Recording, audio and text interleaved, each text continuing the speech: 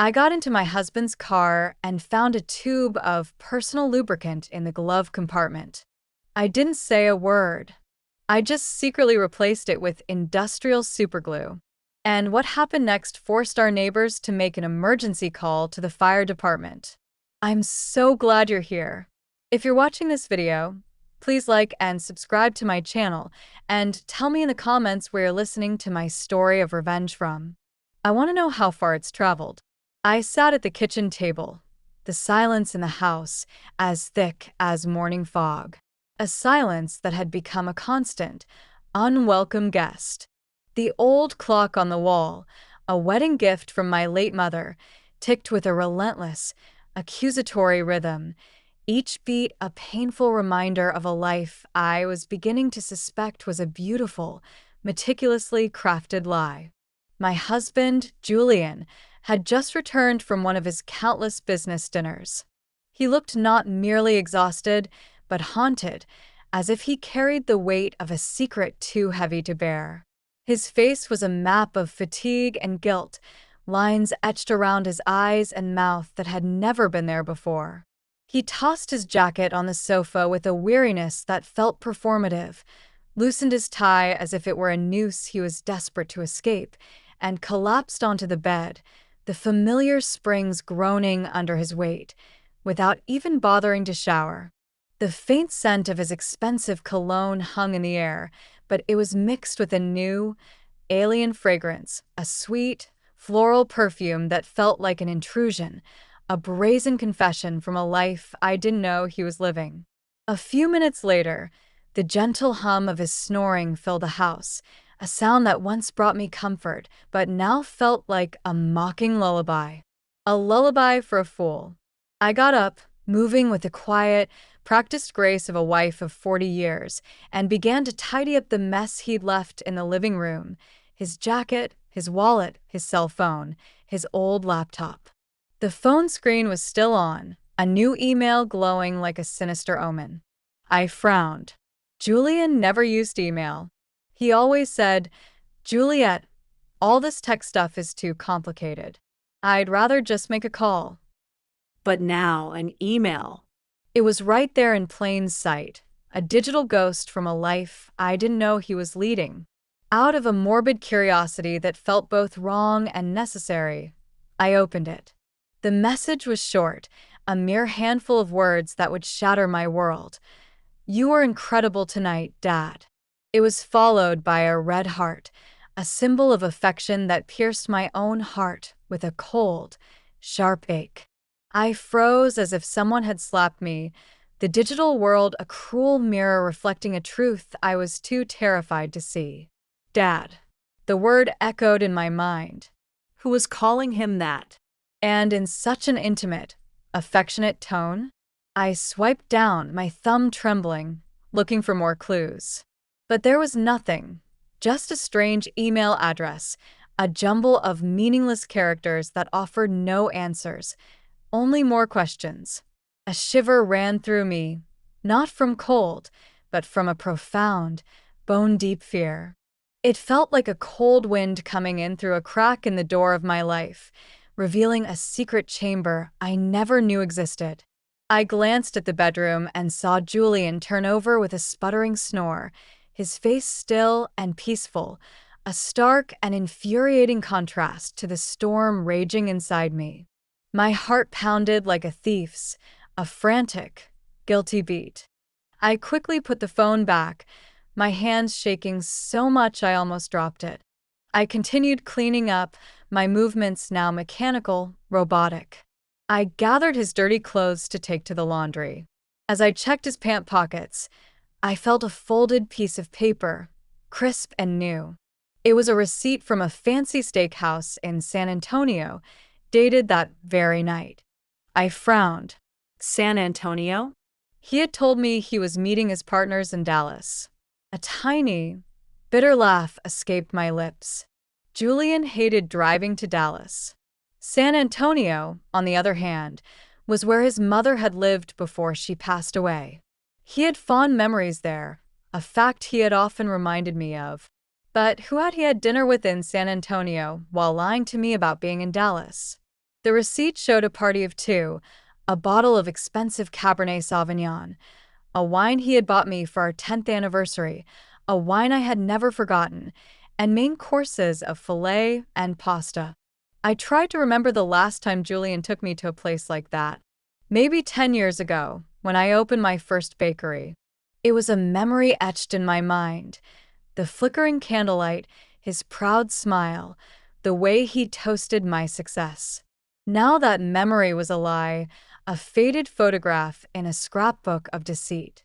I took out my own phone and, with a silent, determined resolve, snapped a picture of the receipt and the email. I didn't want to believe it, but a woman's intuition, a wife of 40 years' intuition, is a deep, primal knowing. Something was going on, and I had to find out what it was. My hands were trembling, not just with anger, but with a deep, existential dread. I felt like I was standing on the edge of a cliff, about to witness the spectacular collapse of my entire life. I went to the garage. Julian's old SUV was still warm, the air thick with the smell of gasoline and that faint, sweet perfume from his clothes. I opened the door, a small, cold dread gripping my stomach. I turned on my flashlight and checked every corner of the driver's seat. There was nothing out of the ordinary, just some loose change and an empty water bottle. But as I reached into the passenger side glove box, my fingers brushed against something plastic and slippery. I pulled it out, and my heart almost stopped. A tube of used personal lubricant with dried residue on the cap, a sticky, damning piece of evidence. I stood there in the dark garage, staring at it as if it were a dirty secret, a tangible manifestation of my worst fears. Julian and I hadn't been intimate in years. He always said he was tired, that age had sapped his desire. So, what was this lubricant for? The question echoed in my mind, each syllable a hammer blow to my fragile reality. I felt paralyzed but kept a clear head, a survival instinct kicking in. I put it back exactly where I'd found it. I wiped my hands with a napkin, scrubbing them raw, as if I were afraid the betrayal would leave a permanent mark on my skin. I continued searching, this time more carefully, more methodically. Under the back seat, I found some crumpled napkins soaked in a sweet, floral perfume that wasn't a man's and wasn't my soft, familiar rose fragrance. The scent was alien, defiant, a loud, vulgar shout of infidelity in the quiet sanctuary of our garage. I took photos of everything, the lubricant, the napkins, as if I could capture the scent in an image. I closed the car and went back inside, the weight of the evidence pressing down on me, heavier than any flour sack I had ever lifted. I sat at the kitchen table, my hands trembling uncontrollably as I picked up Julian's phone again. By this point, I was almost certain he was cheating on me. I checked his messages, but there were only work chats, cold and dry, like a desert landscape. His inbox was empty, except for that one strange email. I checked the sent and draft folders. Nothing. Everything was too clean, too perfect, suspiciously so, as if he had erased every trace of his deception. A master of lies, I thought bitterly. My rage was now a cold, hard stone in my chest, and a new, more dangerous emotion began to stir within me, a desire for truth, a need to expose the lie, no matter the cost. The next morning, just as the sun rose and the soft light filtered through the window curtains, I was already awake, a ghost in my own house. The image of the lubricant, the restaurant receipt, and that email wouldn't stop swirling in my head, a venomous carousel of doubt. I stood in the kitchen, my hands busy, but my mind a frantic whirlwind. I made a simple breakfast: 2 fried eggs, some toast, and a cup of the strong black coffee Julian liked. I had barely slept all night. Julian came down looking tired, his hair a mess, and his eyes still groggy. He sat at the table, grabbed his coffee cup, took a sip, and set it down half full. I have an important meeting today, he said in a husky voice, a rehearsed line he'd used countless times before, without looking me in the eye. I'm sure I'll be home late. He was so good at this, I thought. The easy lies, the casual tone, it made my blood run cold. I nodded with a strained smile, though all I wanted to do was scream. Where's the meeting? With whom? In San Antonio again. But I held back, my rage a silent fire, and simply replied, All right, be careful. He got up, gave me a light pat on the shoulder, a gesture that felt more like an afterthought than a sign of affection, and left.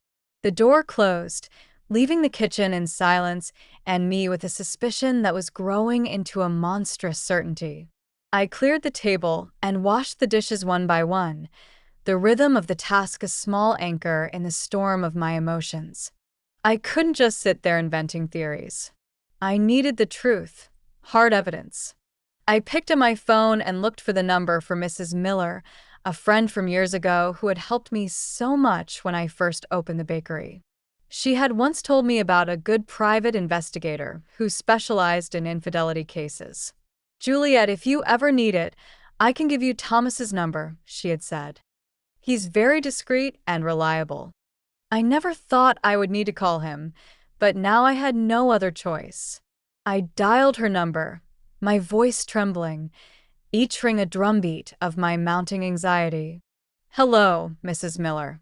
Can you help me get in touch with Thomas? I need him. She was silent for a few seconds, a pause that spoke volumes before answering. Juliet, what's going on? Did Julian do something?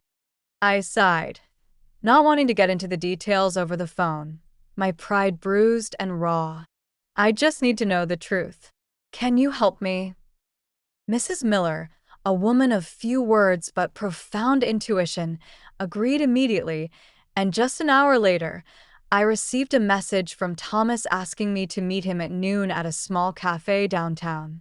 Mrs. Roberts, please don't worry. I will help you, he wrote. The message was short, but it was enough to give me a little relief, a lifeline in a sea of deceit.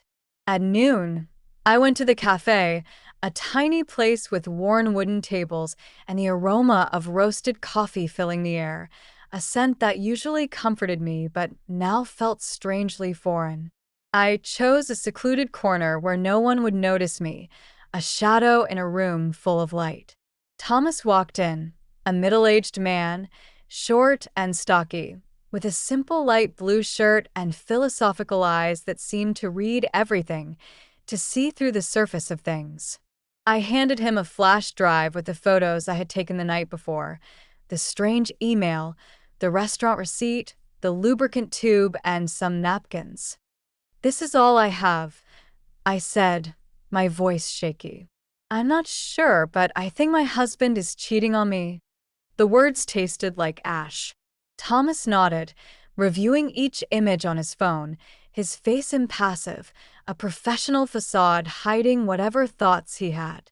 He carefully made notes in a small notebook. Mrs. Roberts, I understand.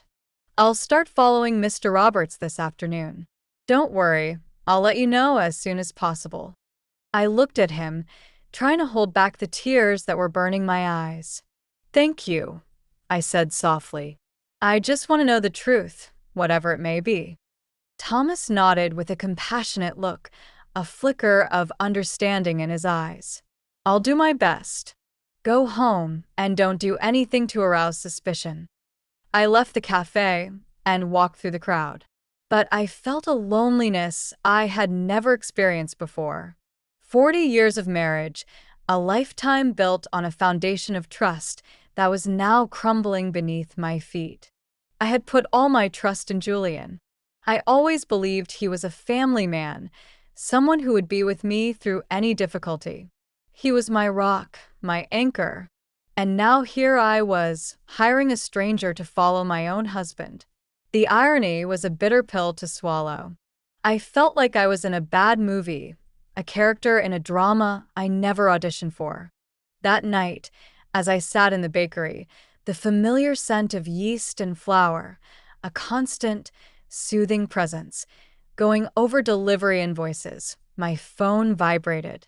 A message from Mr. Thomas. I opened it, my heart pounding a mile a minute, the blood roaring in my ears.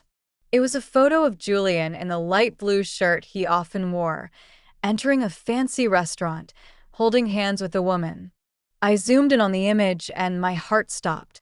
It was Allison, my daughter-in-law. She was wearing a tight black dress with heavy makeup, intense red lipstick, and her hair down. They didn't look like father-in-law and daughter-in-law, but like a couple on a date. Their bodies turned toward each other, a shared secret between them. I sank into my chair, my hand trembling as I held the phone. Allison? How is this possible?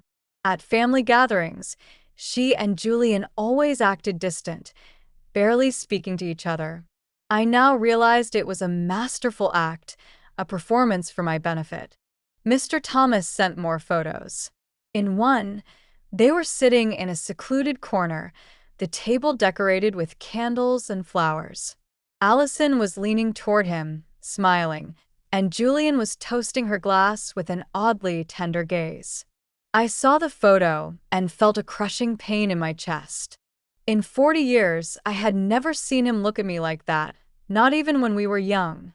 When I was that girl from San Diego with long hair and a radiant smile, he looked at me that way. A look of genuine adoration, of a love I thought was mine. Now it was hers. In the middle of the night, a video arrived from Mr. Thomas. The clock on the wall read 2 a.m. I put on my headphones, a desperate attempt to keep the secret contained, and pressed play, my hands so shaky, I almost dropped the phone. In the video, Allison leaned close to Julian's ear, whispering something that made him laugh loudly, a sound that was a stranger to me. Her voice sounded sweet, her eyes sparkling under the restaurant lights. Then they got up and left, and Julian, ever the gentleman, opened the car door for her as if she were a lady and he were her lover. I replayed the video again and again, a self-inflicted torture. Each time felt like another stab to the heart.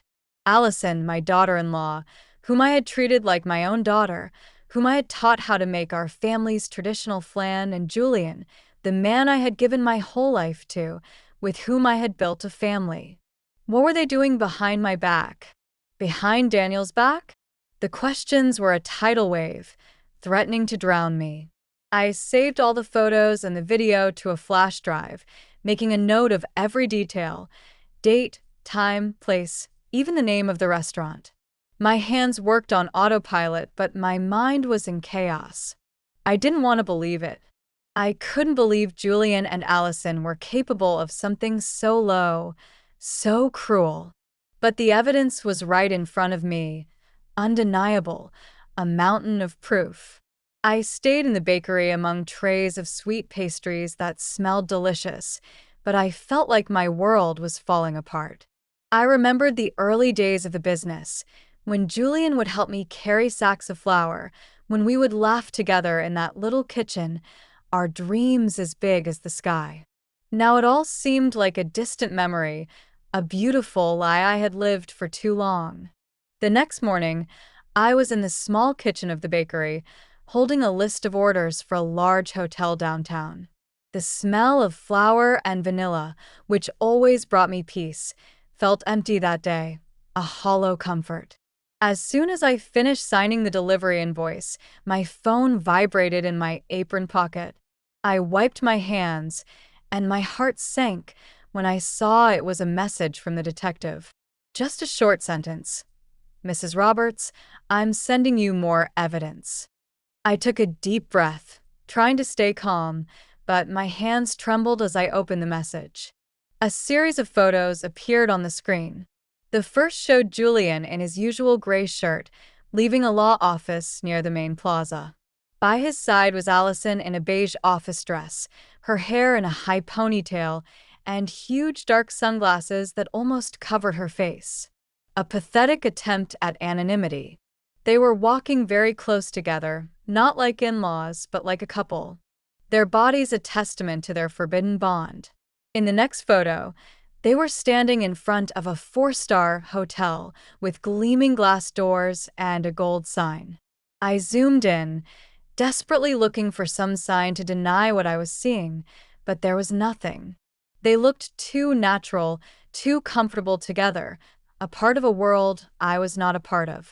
Then came a short video from Mr. Thomas. I pressed play, and my heart pounded so hard I thought it would burst, a frantic drum against my ribs. The shot was from a distance, but it was clear enough to see Julian and Allison on the 3rd-floor balcony of the hotel. His arm was around her waist, and she was resting her head on his shoulder, her long hair moving softly in the wind. And then, like a stab, I saw them share a quick kiss without trying to hide. It was a brief kiss, but it was enough to burn away the last spark of hope I had left. I replayed the video frame by frame, each image digging deeper into my soul, a slow, agonizing descent into hell. The room curtain opened slightly, and Allison came out, running to hug Julian, her face lit up with happiness, as if she were a young girl in love. I slumped into the chair, clutching the edge of the table to keep from falling apart. Mr. Thomas wrote, "They also rented the room for the afternoon. It looks like they're staying the night. I'll keep an eye on them." I read the message over and over, my throat tight, as if I were being strangled. Just a few hours earlier, Julian had written to me, "Juliet, I won't be home tonight. I have to meet a potential partner from out of town. Get some rest." The tone was sweet and caring, just as it had been for years. But now I knew it was all a lie. A well-constructed lie. A potential partner from out of town. He wasn't out of town. He was here in a 4-star hotel with our own daughter-in-law. I opened my portable hard drive and carefully saved every photo and every video. Each time I hit save, I looked at the image as if to make sure I wasn't dreaming. In the video, Julian's gaze toward Allison was so tender. The way he caressed her hair reminded me of the way he used to do it with me more than 30 years ago. We were young, and I believed our love would last forever. A promise whispered under a starry San Diego sky. Now, seeing this, all I saw was lies and blatant betrayal. I remembered family gatherings, everyone sitting around the table, a tableau of our perfect family. Allison always sat far away from Julian. Sometimes she even looked at him with disgust. Daniel would joke, "Mom, I think Allison can't stand Dad. She avoids him like the plague." I believed it too. I thought they just didn't get along, that she was just trying to fit into the family. But now I understood it had all been a farce, a carefully choreographed dance of deception. They acted too well in front of me, in front of Daniel, in front of the whole neighborhood. I felt like a fool, a blind wife, betrayed by 2 traitors right in front of my eyes. People were going about their lives, unaware of what was happening on that hotel balcony. But Mr. Thomas had captured the perfect moment, like a silent hunter, a snapshot of my reality. I replied to him, "Thank you. Please keep watching. I need to know everything." He answered briefly, "I will. Stay calm." That night, I returned to the house that had been my home with Julian. It felt foreign now, a place of ghosts and lies. I opened the dresser drawer and took out a thick envelope, my hands moving with a grim determination. I printed all the evidence. Photos of Julian and Allison leaving the lawyer's office, photos of them entering the hotel, photos of them on the balcony, and every frame of the video. I carefully arranged them, sealed the envelope, and hid it at the bottom of the drawer under old family photos. I looked at a photo of the 4 of us, Julian, Allison, Daniel, and me at Daniel's birthday party a few years ago.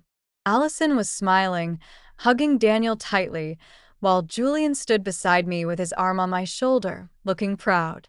Now, looking at it, all I wanted was to rip it to pieces, to tear the image of their smiling faces from my life. The next morning, just before dawn, I heard the front door open slowly. Julian staggered in, smelling of alcohol. The partner was too difficult, Juliet, he complained in a raspy voice, his eyes red as if he'd been up all night. I had to drink a lot. I'm dead tired. I was in the kitchen with a glass of water in my hand, watching him perform while feeling like he was rubbing salt in a wound. Rest, I replied calmly as always, the practiced voice of a wife. You have to go to work tomorrow. He nodded, gave me a pat on the shoulder as if nothing had happened, and dragged himself to the bedroom. Minutes later, he was snoring peacefully, as if he'd never cheated on me, as if he'd never gone to a hotel with our own daughter-in-law. When I was sure Julian was asleep, my phone vibrated. It was a call from the detective, Mr. Thomas. His voice was low, almost a whisper, as if he feared someone would overhear him. Mrs. Roberts, I recorded their conversation in the hotel parking lot. I used special equipment. They didn't even notice. I'm sending it to you now. My heart pounded hard, but I simply replied, "Thank you, Thomas. Send me the file." Minutes later, an audio file appeared in my messages. I put on my headphones, sat at the table, and pressed play. The first thing I heard was Allison's voice, cold and ambitious, a stranger's voice. "Dad, hurry up with that fake contract. I want to have that whole chain of stores already. I want that old hag out of the house." I felt a blow to my chest and gripped the phone tightly. Then came Julian's voice, deep and confident. "Don't worry about those papers. Juliet doesn't know anything. Leave it in my hands. She trusts me too much." It felt like a knife twisting in my heart. They weren't just cheating on me. They were planning to take everything I had built, the bakery chain, all the sweat, tears, and sleepless nights, baking every batch, running all over town to make deliveries to keep my reputation. It was all mine. Julian never once got his hands dirty in the kitchen. He never worked the counter or signed contracts with hotels. And now he and Allison wanted to take it all away, to kick me out of a house I had made a home. I almost broke down, but I still had the composure to copy the audio to the flash drive where I kept the other evidence. I carefully wrote down the time and place, as if trying to keep myself steady in the middle of the storm. The next morning, as I made coffee in the bakery, my phone vibrated again. Thomas sent another batch of new photos taken with a telephoto lens. In them, Julian and Allison were inside his car, with a thick pile of papers in front of them. Allison had a red pen and was marking the document intently. Julian, next to her, nodded and smiled as if he were in full agreement. Thomas wrote, "I overheard something. It seems they want to use a contact at the notary's office to make the transfer. I'll investigate further." I zoomed in on the photo. I could see the letters on the paper, though I couldn't read them. But I knew these weren't normal work papers. They were planning to steal everything I had worked for, step by step. I sat there among the trays of sweet pastries that smelled so delicious, but I felt as if my whole world was collapsing. I reopened the audio file, put on my headphones, and listened to every phrase, every word they said. That wretched old woman. That's what Allison called me. I remembered the days when she had just joined the family, when I taught her how to make rice, when I hugged her like a daughter. I thought she was part of the family, that she would be the woman who, along with Daniel, would build a future. And Julian, the man I had loved since I was a girl in San Diego, who swore he would be with me until the end. They had made a joke of me, a fool who still believed in love and family. A regular customer came in, Mrs. Peterson, who always bought pastries for her grandchildren. "Juliet, your bakery has been packed lately. Your chain of stores is expanding. I'm so proud of you," she said, her voice warm. I forced a smile and replied, "Thank you. I'm doing my best." But inside, I was a wreck. I wondered what she would think if she knew the truth. Would she see me as a strong woman, or just a fool betrayed by her husband and daughter-in-law? I wrapped Mrs. Peterson's pastries, said goodbye at the door, and sank into my chair, my hands on my head. I wanted to cry, but no tears came. Instead, a silent rage burned inside me like the fire in an oven, ready to ignite at any moment. That night at dinner, I sat across from Julian in the small kitchen under the yellow light that gave his face a strange, distorted glow.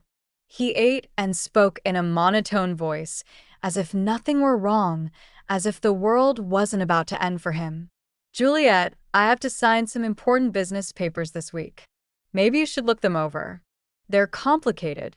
I picked up a piece of bread and pretended to take a bite, but in my head I could only hear Allison's voice from a recording. "Dad, hurry up and sign the fake contracts." I knew he was testing the waters. He wanted to drag me into his dirty plan.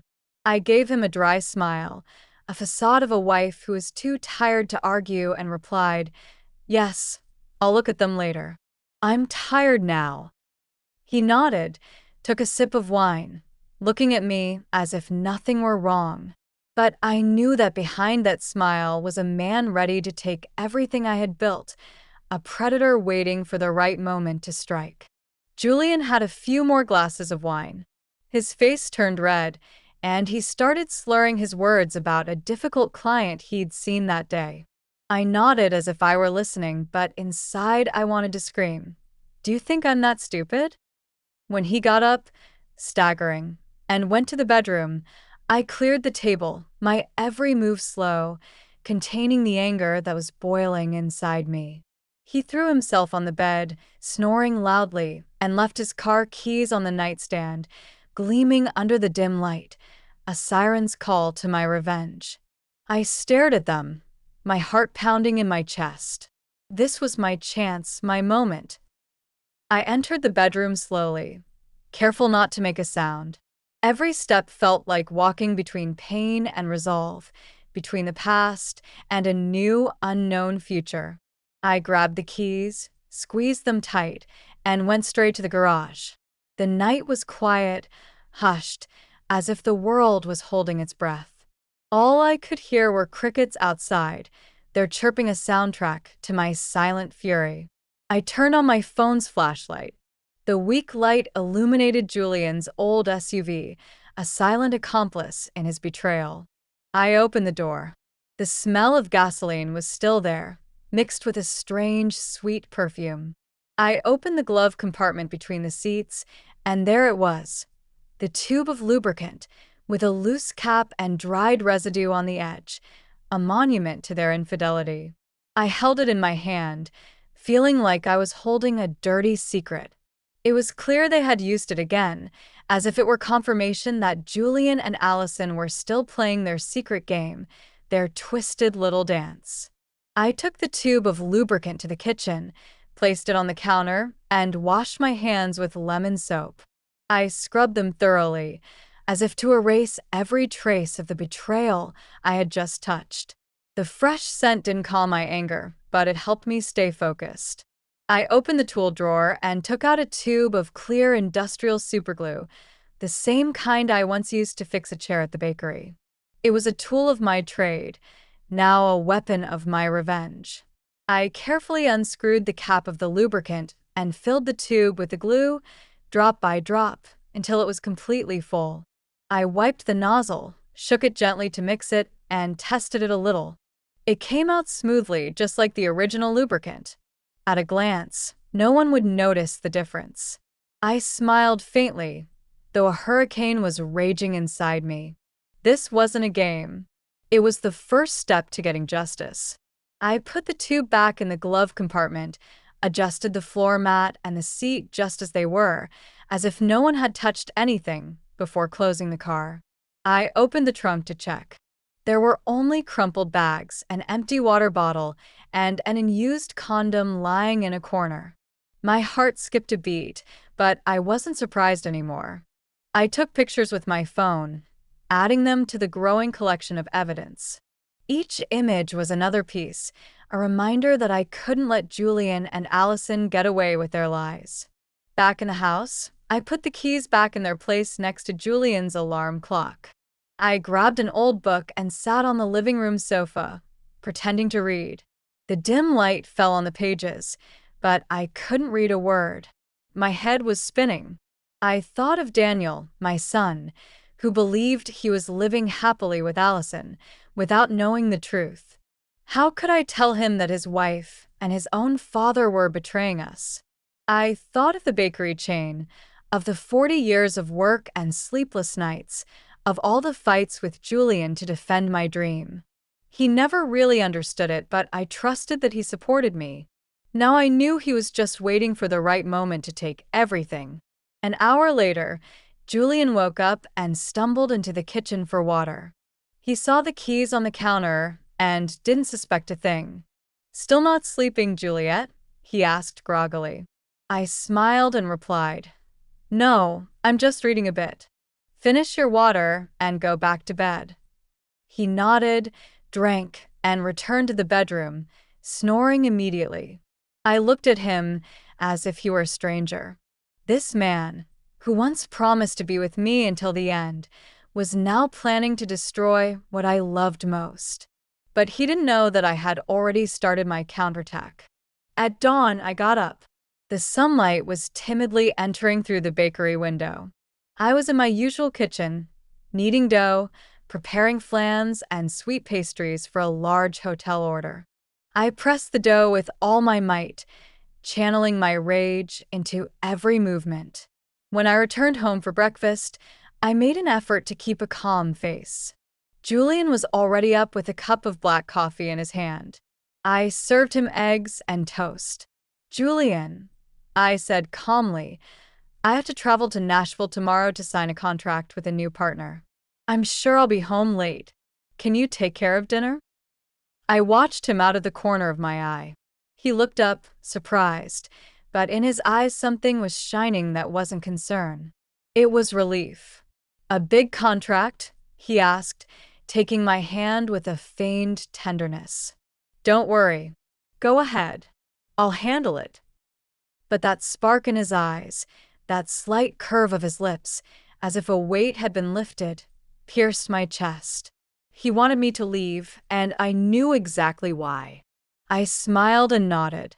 "Thanks. I'll call you if I get back late." He took another sip of coffee.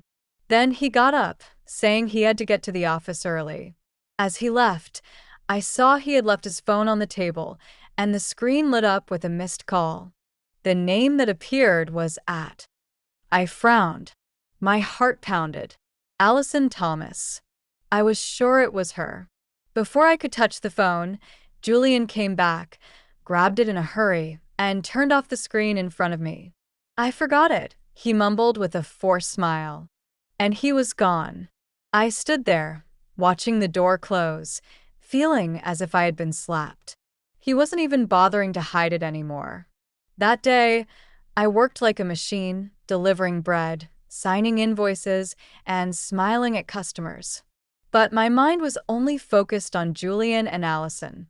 I couldn't let them continue their farce behind my back and Daniel's. I needed more evidence to hear from their own mouths what they said when they thought no one was listening. That night, I pretended to be tired. I went to bed early and told Julian, "I have to wake up early tomorrow to catch the bus, so I'm going to sleep." He nodded, gave me a pat on the shoulder. "Rest, Juliet. Be careful on your trip tomorrow." I lay down and closed my eyes, but I sharpened my hearing, attentive to every sound in the house. Close to midnight, when Julian's snoring stopped, I heard him get out of bed quietly. The faint light from his phone shone in the darkness. He left the room with his phone, thinking I was asleep. I stayed still, my heart pounding. Then I slowly got up and followed him on tiptoe. I hid behind the thick living room curtain and saw him standing in a dark corner near the window. He put the phone to his ear and spoke softly. "Yes, of course. Come over to the house tomorrow. We won't have to go to a hotel anymore. Juliet has to leave town to sign a contract, and she'll be back late. I heard a soft giggle from the other side, Allison's sweet voice. "That's great, Dad. Finally, we can relax." Julian laughed, replying, "Yeah, come early. I'll be waiting."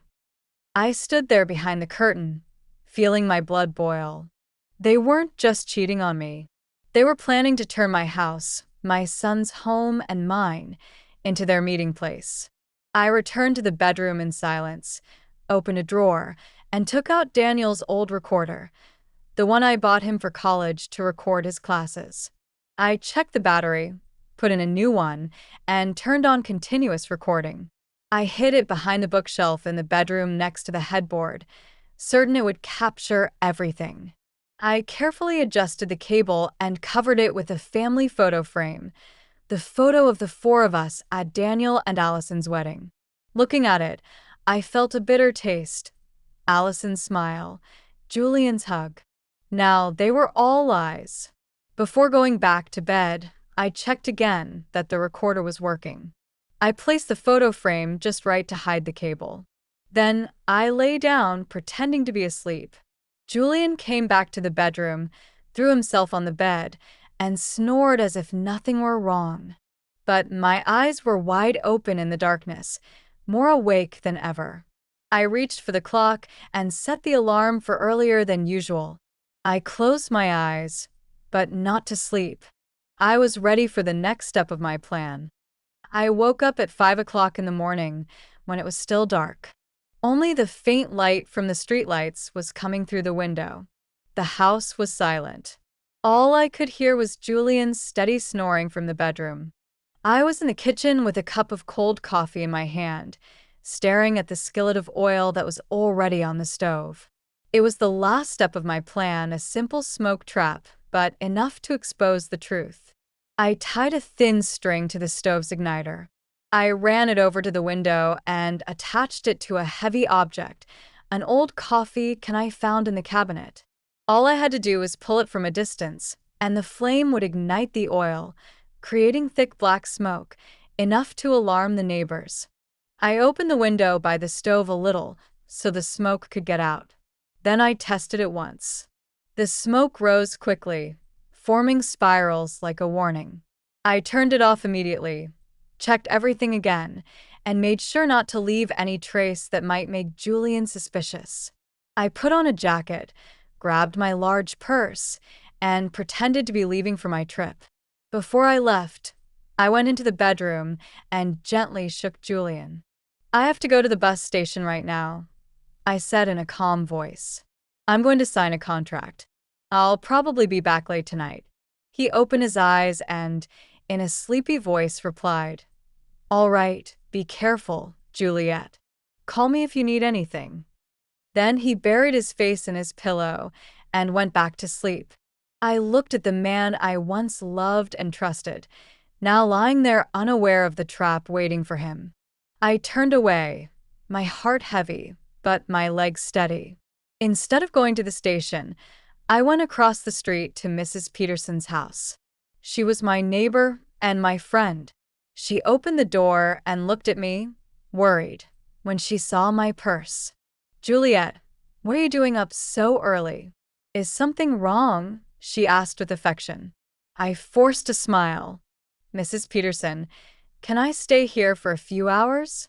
I need to watch my house."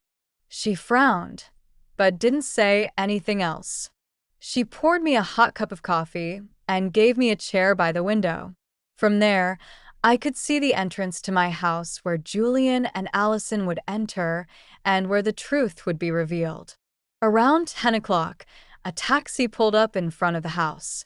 Allison got out wearing a light floral dress and dark sunglasses, as if she were afraid someone would recognize her. Julian opened the door, looked around in a hurry, and quickly ushered her inside. I gripped my coffee cup tightly, my heart pounding in my chest. "It's time," I murmured, and turned on the app on my phone connected to the hidden recorder I had left in the bedroom. The sound started coming through my headphones, Allison's laughter, the clinking of glasses, heavy footsteps. Then I heard Julian's deep voice. "All right, We don't have to hide in a hotel anymore.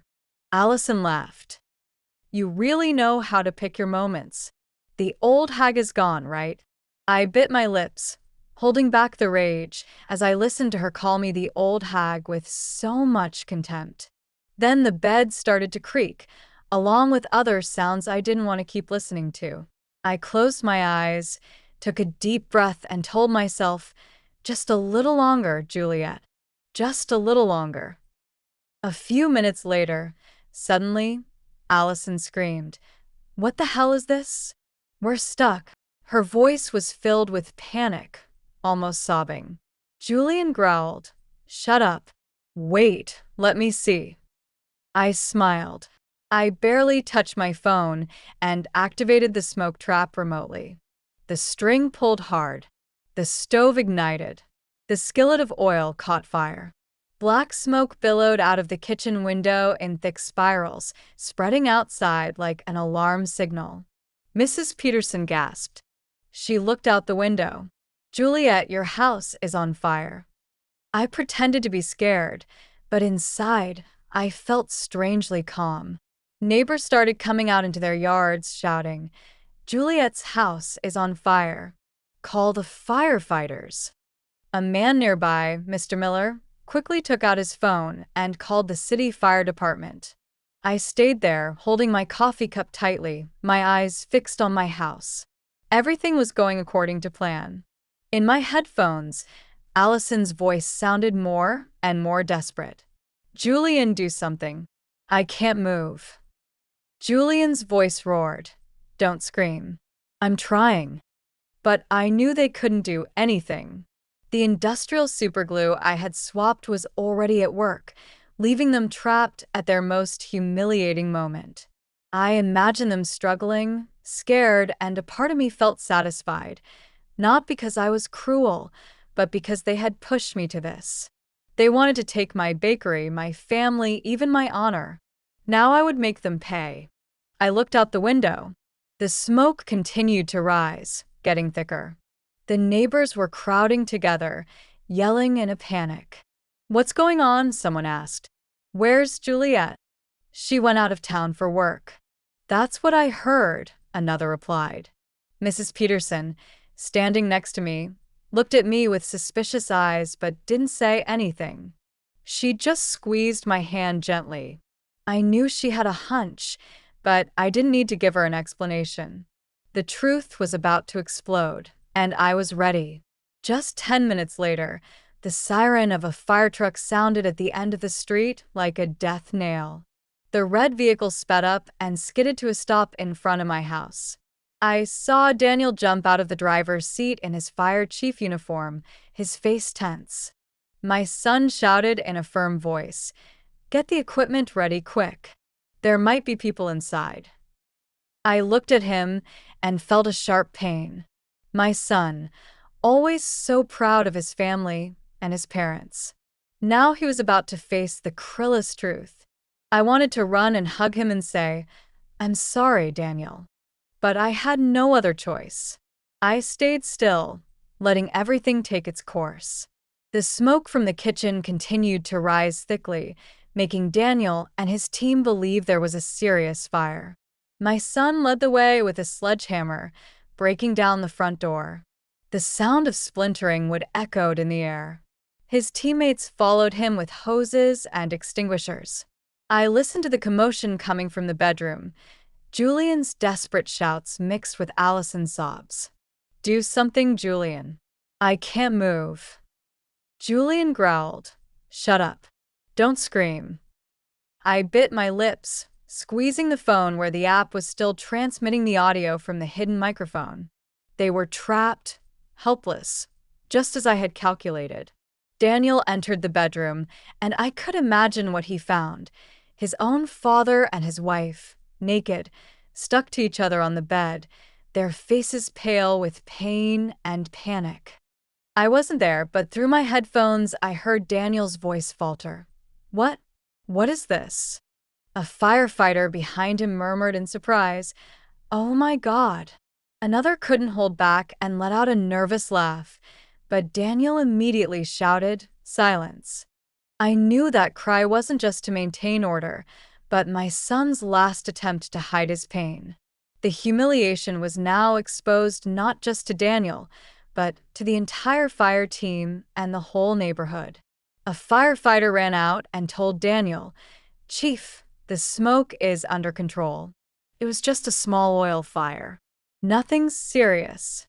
But Daniel didn't reply. I figured the young man was still in the bedroom, frozen by what he was seeing. The neighbors started to arrive, crowding in front of the door, pointing and whispering. "What's happening?" "It's Julian and his daughter-in-law," a woman shouted, her voice full of amazement. "Oh my God, how could this have happened?" Another chimed in. Mrs. Peterson, standing next to me, took out her phone and silently started recording, moving the camera closer to Julian and Allison, who were writhing in bed, their faces contorted with pain. She looked at me with eyes full of pity and anger. "Juliet, you knew about this, didn't you?" I didn't answer. I just nodded softly without taking my eyes off the window. Daniel came out of the bedroom. I heard the thud of his boots on the hardwood floor. Through the headset, I heard Julian shout in a raspy voice, "Get everyone out of here. Close the door, Daniel." But it was too late. The whole neighborhood was gathered, their faces showing disdain, their whispers sounding like a chorus of shame. Father-in-law and daughter-in-law caught in the act. "Unbelievable," a man exclaimed. "Poor Juliet. How did it come to this?" Another sighed. The firefighters, after a moment of hesitation, had to act. They wrapped sheets around Julian and Allison, trying to cover their stuck-together bodies, and carried them out on stretchers. I could hear Allison's broken sobs mix with her groans of pain. "Please do something. I can't stand it anymore." Julian just mumbled weakly, "Don't let anyone see us." But the whole neighborhood had already seen. There were looks of revulsion, mocking laughs, and shakes of disappointed heads. They were carried out wrapped in a thin sheet amidst the growing murmurs. What a disgrace. Father-in-law and daughter-in-law. My God, how filthy. The crowd was still gathered at the entrance when the ambulance left with its siren blaring. Among the loud voices, I heard bursts of laughter. "What a show," shouted Mr. Miller. "I can't believe there are two people so shameless in this world." An old woman shook her head and whispered to the person next to her, "Poor Juliet." I stood among the people, pretending to be surprised as if I had just run there from the bus station. Daniel stood motionless in the yard, his arms hanging, his face pale as a ghost. His teammates avoided looking at him and quietly gathered their tools. I knew that Daniel wasn't just shocked to see his father and his wife stuck together in bed, but by the double betrayal of the two people he loved most. I wanted to run and hug him to tell him I was sorry for letting him see something like that, but I held back and walked behind Mrs. Peterson, who silently accompanied me to the hospital. We sat in the third-floor hallway waiting while I maintained the concerned look of a wife who had just found out her house had been on fire. Hours later, a doctor came out, sweat on his forehead. He looked at me and spoke in a low voice, "Mrs. Roberts, we managed to separate them. Fortunately, there was no serious damage. They just need some skin ointment." I nodded, pretending to be relieved, while my fingers discreetly brushed against my purse where I had hidden 2 tubes of thick mustard I had prepared. "Thank you, doctor," I said, my voice trembling to hide my plans. "Can I see them?" He nodded and led me to the nurse's station, where they gave me 2 tubes of ointment. The nurse, a young woman, looked at me with compassion. "Ma'am, this is a very difficult situation. I'm so sorry." I gave a weak smile, and the moment she turned around, I swapped the tubes for the mustard I had in my purse. My hands moved quickly and confidently, as if I had rehearsed hundreds of times in my head. I entered the hospital room with a tube of mustard in my hand, feigning concern. "Julie and Allison, are you okay?" Allison was in bed, her hair a mess, her eyes red, unable to look at me. Julian, still pale, mumbled, "Juliet, I can explain." But I didn't let him continue. I placed the tube of mustard on the table next to the bed and left. Minutes later, a gut-wrenching scream came from the room. Allison was covering her face, crying, "It burns. My skin is on fire." Julian was writhing in bed, cursing. "What the hell is this? Who did this?" The entire hallway was in an uproar. Patients and family members came out to look. An old woman whispered to her son, "It's them. The couple from the video this morning on the internet. The father-in-law with the daughter-in-law. What a disgrace." Another added, "They deserve it." The doctor ran into the room, asking the nurses to clean their skin and apply a neutralizing agent. But the humiliation of Julian and Allison was already public, impossible to stop. Mrs. Peterson's video of them being carried out on a stretcher had spread throughout the neighborhood and on social media. I was in the hallway listening to the murmurs, feeling as if the whole world were witnessing the downfall of those two traitors.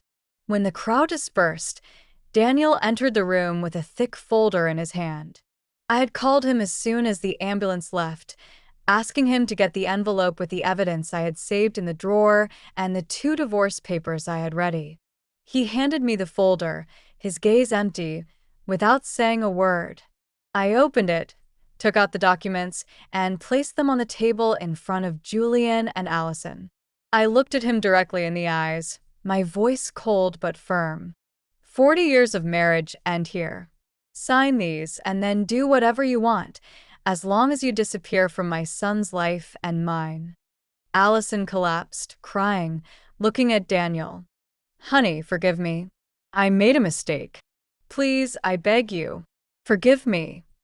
But Daniel just looked at her, his gaze as hard as stone, and left without saying a word. Julian tried to grab my hand, his voice trembling. "Juliet, listen to me. I didn't want this." I pulled away, cutting him off. "Don't say anything else, Julian. You chose this path." He yelled desperately, "Juliet, please." But the nurse came in and warned, "Be quiet. This is a hospital." I turned and walked away without looking back. In the hallway, I saw Daniel leaning against the wall, his head in his hands. I walked over and put my hand on his shoulder, but he didn't lift his face. "Mom," he whispered, his voice broken. "Why did it have to be Dad? Why her?" I didn't answer. I just hugged him tightly, sharing his pain with my own. In that moment, I knew that Julian and Allison had lost everything: their honor, their marriage, even their dirty plan. But Daniel and I had also lost a family. I only hoped that, with time, we would find peace. A few weeks after the scandal, my bakery was busier than ever. The little bell on the door wouldn't stop ringing. Customers came in and out with smiles and compliments. "Juliet, you are so strong," Mrs. Peterson said, holding a bag of freshly baked flan. "The whole neighborhood is proud of you for how you defended your family business amidst all that filth." I smiled and thanked her. People supported me. They called me a strong woman, but only I knew that strength came from the broken pieces of my heart. Every time I looked at the oven where I had worked with sweat and tears for 40 years, I remembered Julian and Allison, who wanted to take everything from me, but failed. And I'm still here with my bakery, with Daniel, and with a new life. Daniel moved in with me right after that day. He didn't talk much about what had happened, but I noticed the change. He wasn't the cheerful, always laughing Daniel he used to be. His eyes now looked deep, as if they carried a wound that wouldn't heal. "Mom, I want to stay here for a while," he told me the first night as he came in with his suitcase.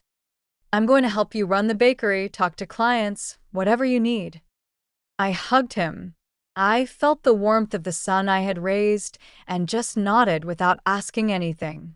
I knew Daniel needed time, and so did I. Every morning we opened the bakery together. I prepared the oven and arranged the trays, and Daniel reviewed invoices and called hotels and restaurants. Mom, the Grand Hotel wants to increase their sweet pastry order for next week. He called out to me from the cash register, his voice calm, but without its usual brightness. All right, I replied. Confirm the order. I'll prepare more dough. These simple moments gave me a peace I hadn't felt in years. There were no more fake looks from Julian, no more sweet and calculating voice from Allison. It was just Daniel and me taking care of what we still had. Dinners were just the two of us now. We sat face to face in the small kitchen, eating simple meals. Sometimes rice with beans and chicken, sometimes just bread with coffee. Mom, can you make me some flan this weekend? He asked me one night with a faint smile, the first I had seen since the scandal. All right, I replied, relieved, but you have to help me stir the caramel. He nodded, and in that moment, I felt that we were slowly but surely recovering. I started making time for myself, something I almost never did in 40 years. I joined a cooking club at the community center where women my age share recipes and told their stories. Juliet, you make the best flan in the neighborhood, a woman told me, laughing when I brought a tray. I replied, smiling. It's a little trick I learned back in San Diego. I also started going to church on weekends. I would sit in silence with the light of the stained glass windows on my face and pray, not for Julian or Allison, but for Daniel, for myself, so that we would find the strength to move forward. Sometimes I would go for walks with Mrs. Peterson in the town square, listening to her talk about neighborhood gossip. You know, Juliet, she would say, her eyes shining. Everyone is still talking about Julian and Allison, but they say you're the one who won. I just smiled without answering. I won, maybe. But the price was losing my whole family. Daniel also started to change. He became less quiet and began telling me about his work as a firefighter. We put out a fire at the market yesterday, he told me one night as we ate dinner. It was really dangerous, Mom, but luckily no one got hurt. I listened to him, my heart filled with pride. Please be careful, I said, my voice trembling. You're all I have left. Daniel looked at me with tenderness. Don't worry, Mom. I'll never leave you alone. Those words were like medicine. They gave me back the faith that even though I had lost so much, I still had my son, who would always be with me. One afternoon, while the bakery was full of customers, I sat at the cash register, watching the movement in the street. The bell on the door rang nonstop. The smell of sweet bread filled the air. I looked at the trays of flan and pastries and thought about the entire journey. I had built this bakery with my own hands, from a girl in San Diego to a woman who knew how to endure. Julian and Allison wanted to take everything from me, but failed. I kept my bakery. I kept Daniel. And most importantly, I kept myself. Did you like my story? And which city are you listening from? Let's meet in the comments. If you like the story, you can support me by sending us super thanks so I can keep bringing more stories like this. Thank you so much for your sweet support. I'm looking forward to your comments on the story. On the screen, you can see 2 new life stories that I highly recommend. There's so much more on my channel. Don't forget to subscribe. See you in the next life story. With love and respect.